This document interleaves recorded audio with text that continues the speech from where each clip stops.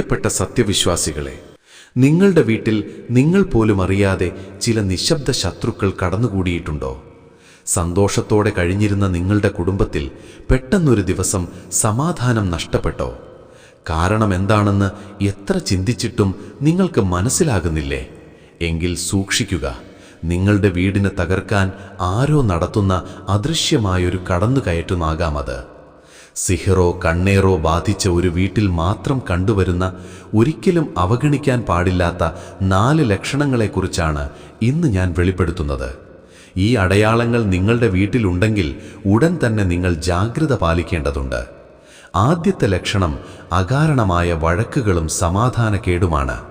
സ്നേഹത്തോടെ കഴിഞ്ഞിരുന്ന ദമ്പതികൾക്കിടയിലോ മക്കൾക്കിടയിലോ നിസ്സാര കാര്യത്തിന് പൊട്ടിത്തെറികൾ ഉണ്ടാവുക, വീട്ടിൽ കയറുമ്പോൾ തന്നെ ഒരു ഭാരവും ദേഷ്യവും അനുഭവപ്പെടുക എന്നിവ ഇതിൻ്റെ വ്യക്തമായ സൂചനയാണ്.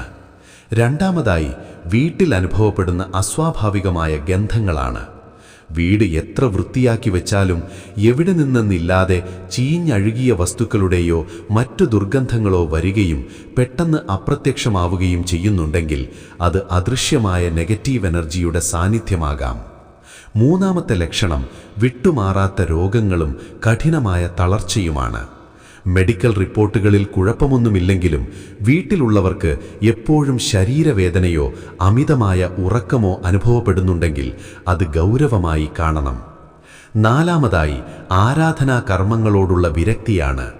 വീട്ടിൽ ഖുർആൻ ഓതുമ്പോഴോ ബാങ്ക് വിളി കേൾക്കുമ്പോഴോ മനസ്സിന് അസ്വസ്ഥത തോന്നുക, ദിക്റുകൾ ചൊല്ലാൻ മടി കാണിക്കുക എന്നിവ സിഹറിൻ്റെ സ്വാധീനം വീടിനെ ബാധിച്ചുവെന്നതിൻ്റെ വലിയൊരടയാളമാണ്.